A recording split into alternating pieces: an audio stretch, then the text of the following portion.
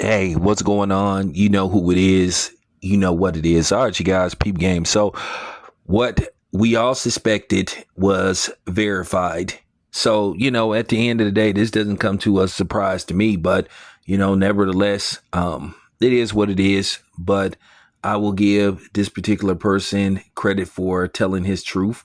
I met this person before. I met him last year at the Super Bowl in Las Vegas. I briefly spoke with him. I wasn't able to catch up with him to get a quick interview. We were both like working. So, with that being said, I want you guys to listen to this and, can't wait to hear what brothers and sisters have to say concerning this particular subject.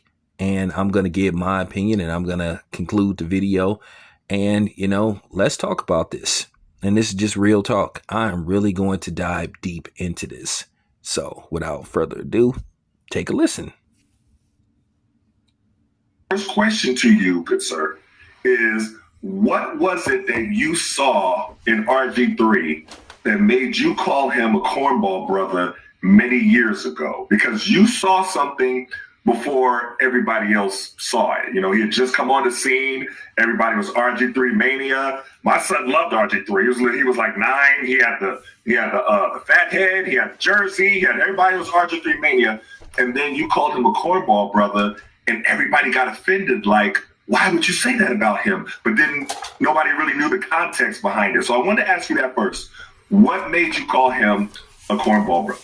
I don't, this goes back for 13 years now. I really haven't talked about it. It's kind of been, a thing for a long time. And it just, I was looking for the right word, not to be too demeaning and finding other words. And something struck me when, I think the conversation was someone saying that he could wind up being the greatest black quarterback. And I think he was offended that black was in front of quarterback. And unless you're the greatest of something, like nobody says Michael Jordan's the greatest black basketball player because they believe he's just the greatest player. But most people have, some sort of qualifier in front of in front of a title. It might be a quarterback where somebody says, I don't know, I'm just guessing Joe Montana is the greatest Italian quarterback, or you know what I mean? Like, or you come up with something, I don't know. And it just struck me, not to want to embrace. And there's people out there, they claim they don't see color and they want everybody to just take everybody. I'm not offended by that. If you were to tell me I was the greatest black sports writer who ever lived, I would embrace it. I would love it. I was inducted into the National Association of Black Journalists Hall of Fame. It means a lot to me. I didn't go, I don't want to be in that Hall of Fame. I just want to be in the Journalism Hall of Fame. No, I'm black, and I accept that, and I'm cool with that. And I think that's really what it came from. It was just a moment in time where a lot of things kind of collided and coordinated and made it such a huge story.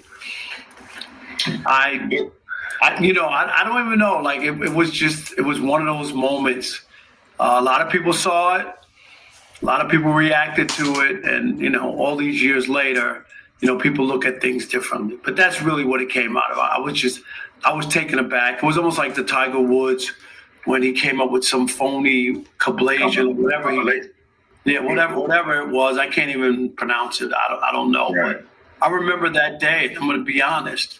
I took all of my Tiger Woods golf shirts, hats, all that, put it in a box, and I took it to the Salvation Army. Yeah. And I was like, if you can look in the mirror, see black skin, and not want to be black, then I got you. That's what I was. Yeah, it was like, back in the day when everything was going on with the 68 Olympics and everybody was making statements and figuring out what they were going to do. Are you going to, boycott? They asked Kareem if he was going to boycott. What are they going to do? And then he came to OJ and he said, I'm not black, I'm OJ. It's like, what you mean? You know what I mean? So I put that with all of that because it's a letdown for our community who understand that the relevance and the importance of being in a position that they didn't want to end at all. So but here's I agree. And my issue is, and just to me, and I'm really, it seems like we're the only group of people who don't want to embrace who we are. Like there's the Polish Sports Hall of Fame, the Jewish Sports Hall of Fame. I could go on and on and on about groups that recognize their own. And I don't know why it's such a bad thing to be black or be attached to something black. And I think that's what I took exception to. Right. For some of us, not for all of us. No, of for course some not. Of us, it's a bad thing. So let me ask you this. After that happened, because this is one thing that I wasn't really clear about, what was ESPN's response? Like, for some reason, it seemed like they came down on you and didn't renew your contract. And it was kind of, I personally linked it to that, but if there's something else, if I'm wrong and the dots I'm connecting, let me know. I mean, my contract was coming up. It was just timing and everything. I mean, people don't remember this. They had just given me, we had just started the weekend edition of First Take. People don't even know there was a Saturday edition. I was I was the main guy on that show. That's how I worked at ESPN for 8 years. Never been called to the principal's office. Never in trouble at all. Doing live TV for 8 years. You know what I mean? Like, seriously. And never was in trouble. Never in a situation. I thought they overreacted. I thought it was a lot. I thought we could have come back the next day, had that conversation, put people on and want to push back on me, have me further explain my point of view, why I said what I said. But they instead ran from it and made me out to be the worst guy in the world. And I just accepted it and moved on. You know what I mean? And they didn't want to renew my contract. It's fine. I mean, things like that happen in life. And I said this on my radio show last night. It should be a lesson for people. You have two options.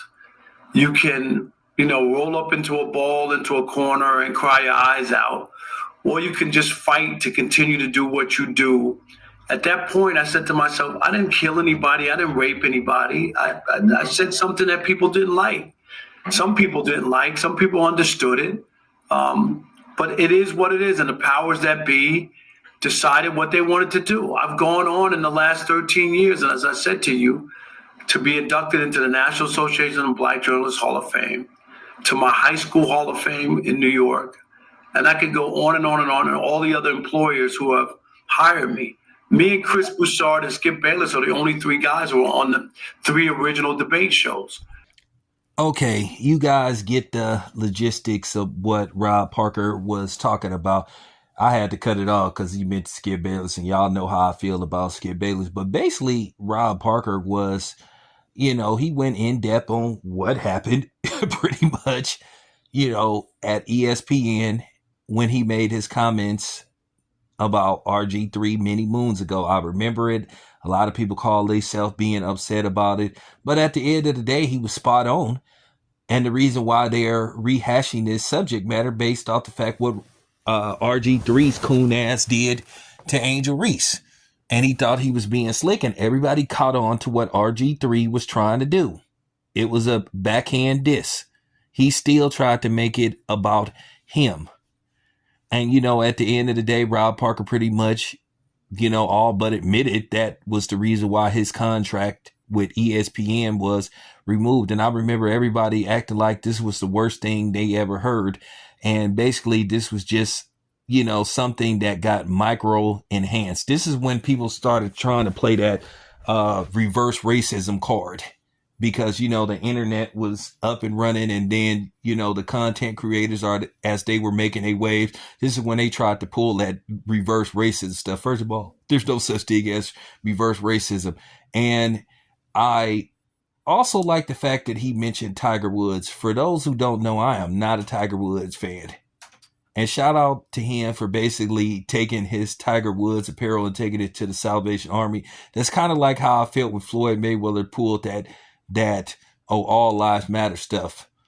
I took all my TMT gear. I made videos. I just threw it in the garbage can, or I burnt some of it because I just thought it was whack. Floyd was the main one when it pertained to him. Oh, it's free. Oh, people are racist towards me. I don't like black dudes that or people in general that want to play, racism off and on.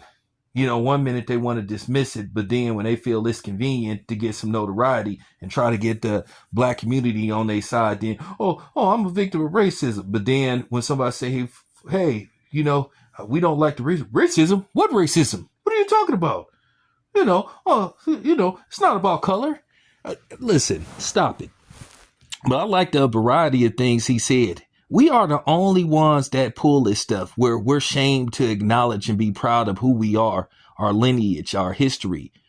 And I've been talking about this for years. But the problem is you got other people that do this, that try to make us feel guilty about being black. And that's why we should tell them to basically go to hell or go fuck themselves. What it look like me caring about what a non-black think about me embracing my blackness. We the only ones that's made to feel guilty about that. And not only just by, the mayonnaise nation, other people. Asians sometimes try to do it. The Hispanics try to do it. So, and then you get the other groups of non-blacks that try to do it. And this is why I continue to say we need to ignore them. And if you a black person that want to try to play that role like, it isn't about color, you are just basically either incredibly stupid or you're a liar or you're both. So, shout out to Rob Parker. I will give him credit. I'm going to say this. I don't agree with everything Rob Parker says, but this is an on-code moment. So he was on code. And at the end of the day, he's right. When he was fired from ESPN, he could have balled up and started crying, but he found his path. He continued to work. And at the end of the day, he's still getting big time gigs. He's covering boxing. He's covering the Super Bowl. So at the end of the day, it worked out for him, So at the end of the day, just because you hit a stumbling block and you may trip and fall, you know what I'm saying? You can always get back up. I've hit some stumbling blocks. I'm going through some stuff right now, since the passing of my mother. But at the end of the day, Chris said Michelle made a song called "I'ma Be Okay, I'ma Be All Right." I really am. So, or Juvenile, I'm gonna bounce back. So once again, shout out to, Rob Parker and, this other gentleman. If you want to see the video, go to your YouTube search engine and type up the Rematch Show. And it pretty much pops up instantly. This video was did yesterday, so you shouldn't have no problems finding it. So I just wanted to give the man his credit. So with that being said, let me know what y'all think. And I'm going to say this again. Stop letting people that don't look like you make you feel guilty about being who you are. As a group, as a whole, it's time to push back, from the BAF movement to the FBAs. That's just real talk. This is one particular subject matter where we need to move in unison. So there you have it. This is your boy Town Biz. I'm out.